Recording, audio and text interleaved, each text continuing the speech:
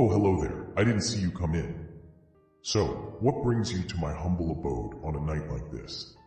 Oh, you want to hear some more true ghost stories? You know, I somehow knew that is what you were going to say. Well, seeing how you came all this way, I can't really let you leave empty-handed, can I? Anyway, our first story comes from a university where a construction worker has his job interrupted when his boss says it's time to go. So my background is in construction. I have been working construction since I was around 20 years old as an electrician. One of the things I love about my career is that I get to see many different things. I'm not stuck in one spot, as we have multiple different projects going on for the year. Well, I was a third-year apprentice. We were working at a university that just so happened to be a California mental institution before. That start time for the project was graveyard shifts. We would start around 10:30 p.m. at night and be done around 6 a.m. in the morning. There were all kinds of creepy things happening at the job, but here is my experience. My supervisor sends me to go work in this electrical room by myself. As we walked through the inside of this building, through corridors and rooms to get there, I noticed I would be isolated from everyone else. Whatever, no big deal. My supervisor sets me up with my task and tells me he'll be back. Now this place is huge and has an underground tunnel system that is used for heating the many buildings throughout the entire campus. However, where I'm at, I'm all alone. So, I'm finishing up and setting the last screw to this device, and I hear pounding coming from beneath the floor, like 3 heavy knocks. I stop and listen. The knocking gets louder, then all the lights turn off. The knocking gets even louder. I turn my headlamp on. My light is flashed on the wall and floor where the knocking is coming from. All of a sudden, the electrical door burst open. I jump and look to see who it is. My supervisor tells me, "Let's get out of here." He forgot to mention all the lights are on a timer, and once it's 12:30 a.m., they don't come back on until later that morning. I grab my tools and we get the hell out of there. I ask him about the loud knocking, but he didn't hear anything. To this day, I still don't know what that was. Wow, did you at least get overtime pay for having to deal with the ghost? Our next one comes from a bartender that starts having some weird experiences at work. It's called, "I think my workplace is haunted." Do I believe in ghosts? Not really, I'm a pretty hard atheist. But this is pretty difficult to logically explain. I started a job in a hotel as a bartender about 5 months ago. This hotel was one of the first buildings in the suburb. I'm talking over 100 years old. Almost every shift, I see shadows moving out of the corner of my eyes, specifically in the same areas, but no one is there. I sense a customer might be walking past me, but I'll look around and nobody is there. I hear my name being called so clearly, multiple times throughout the shift, but nobody is there. The weird thing is, my mother used to work here in room service many years ago and told me it was haunted and that she saw a ghost. Like I said, this place is over 100 years old. There has been many hundreds of thousands of people and their energy in here. I work as a bartender at another place as well, more modern. I do not see shadows or hear my name being called, neither anywhere else. So I don't think it's a psychological problem or phenomenon. I also don't believe these spirits have negative intentions. They've never intimidated me or made me feel uncomfortable or interfered with my work. But these strange occurrences happen every shift. I'm convinced my workplace is haunted. Oh, make no mistake, any building that old has its fair share of ghosts. Next, we have one from a security guard who is securing a mall when he has an experience that he's having a hard time wrapping his head around. It's called Unexplainable Scream During My Night Shift. So this happened about 7 years ago, but I still think about it every so often. Back then I worked as a security guard, the type of security guard that travels around in the city to do these routine checks on objects. You know, making sure that doors, windows, gates, etc. are locked properly, that no people are on the property, check for fire hazards, attend SOS or robbery alarms, and so on. There is this mall in the city, and per our contract we did 2 security walks in the mall. The first one when the mall closed, where we basically emptied the mall for customers, locked doors and entrances, checking all the alarm systems. We end the first round by making sure the mall is empty of both customers and employees, check surveillance and turning on all the alarms. The second walkthrough usually took place many hours after in the middle of the night, where we made sure all the entrances is indeed locked, but also took another sweep inside to check for people, and so on. This particular evening, the first security walkthrough went by without any issues, just the usual few customers taking forever to get out. The second walkthrough, however, something really weird happened. I started off by walking around the mall, making sure nothing is out of the ordinary and that everything is locked.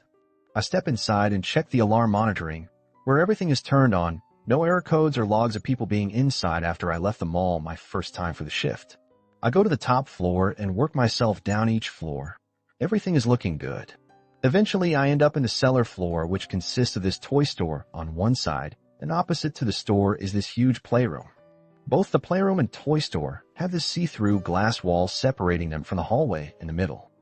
Anyways, I got down there and did my usual walkthrough of the cellar.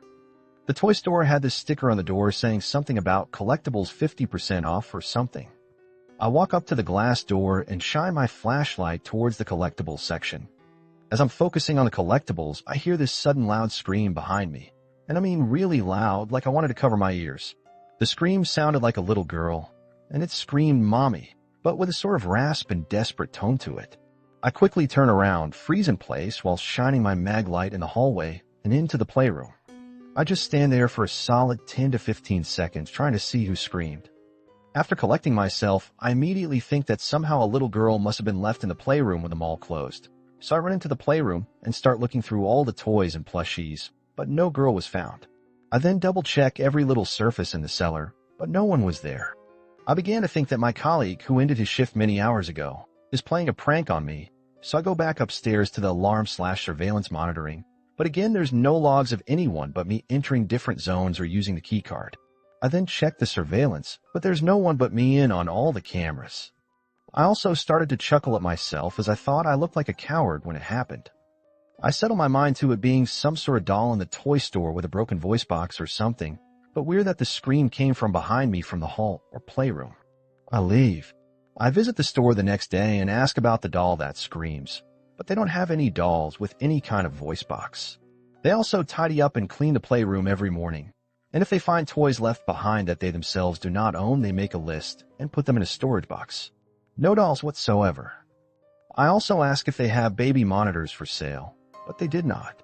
I'm very skeptical by nature and absolutely do not believe in ghosts, and will always find a natural/logical non-supernatural explanation when stuff like that happens, but what happened during that night shift I just can't explain. Sorry for the long read, but I'm very interested in what y'all think it could have been or have any reasonable explanation for what happened. Wait a second. You were worried that you looked like a coward when it happened? Hell, I know that if it was me standing there alone in a dark and creepy mall and I heard a scream like that, even I would have crapped my pants. Well, it is getting late, but I think we can squeeze one more in. What do you think? Our last one comes from a dude that while on vacation in Italy with his wife sees a woman in white. This one's entitled, The Lady of Firenze. A few years ago, my wife and I went on a trip to Europe with another couple. One of the towns we stayed in for a couple of days was Firenze, Florence. The fair city of Firenze is a subject for multiple books, with its art, architecture, beauty, and history, so I will not get into that here. If you are fortunate enough to have been there, you will know what I am talking about. You would also know that you cannot take a step in the city without being a stone's throw away from something historic. And all that history is bound to have its fair share of paranormal history attached. On our first night in the historic part of town, we stayed in one of the few modern hotels.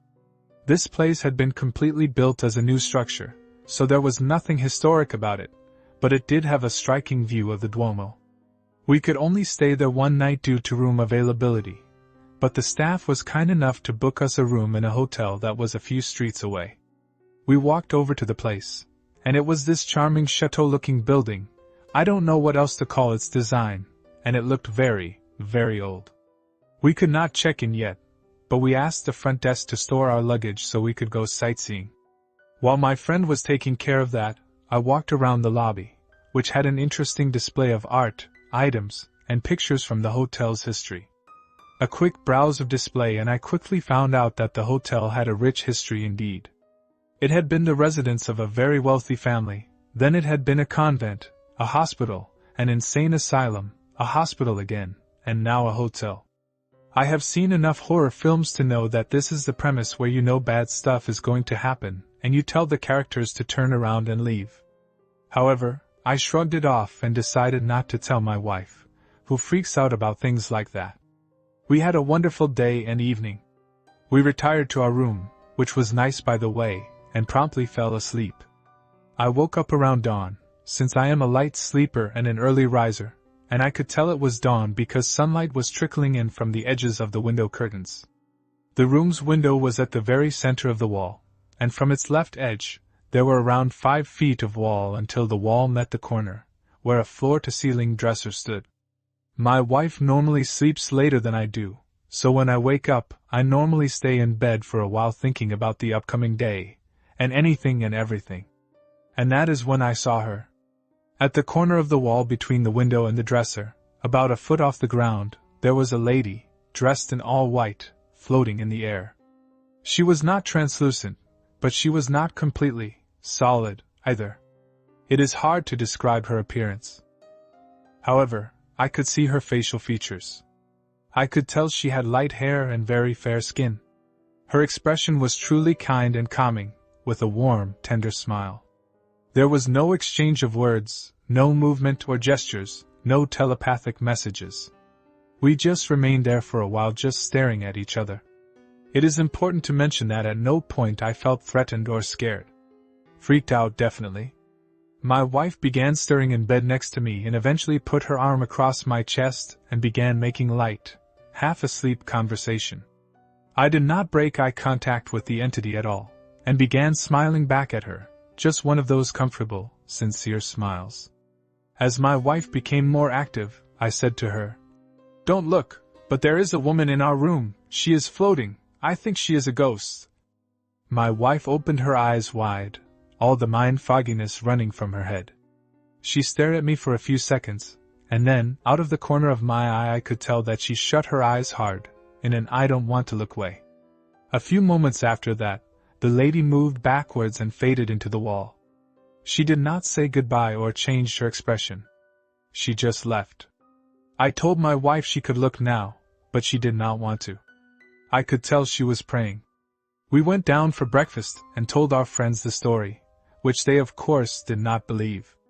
I went to the front desk and told the person there what I had seen, and she asked me if I wanted to fill out a form about what I had seen. Apparently it was not uncommon, but the experiences and the guests' reactions were very wide-ranging, and they had figured over the years that most guests just wanted someone to listen to them, so they instituted the forms so people would not talk about the encounters around other guests, and just write them down. I chose not to write anything. To this day I clearly remember the fondness of the smile of the Lady of Firenze. I would like to thank her for reaching out to me and being so kind.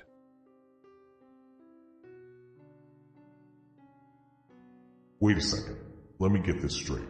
You meet a ghost that, as you said, appeared to be kind and calming, a true sweetie pie of a ghost. But then when you try to introduce her to your wife's response is to pray her away. Geez, thanks a lot, lady. Anyway, I think that's about it for another night. I know, you're disappointed that you have to go, but you've got a long journey ahead of you, and me, well, I've got places to go and people to haunt. But dry your tears, you're always welcome to come back. But, before you leave, could you do me a little favor? Could you please hit like, subscribe, and share this video? It'll really help us keep the ghosts at bay. And of course, if any of you have a story to share, or have anything you'd like to tell me at all, then by all means, drop me a line in the comments. But I do want to thank you for stopping by, and I hope the stories we told won't be giving you too many bad dreams. But if they do, then maybe you shouldn't run from them. After all, sometimes it's better to embrace your nightmares.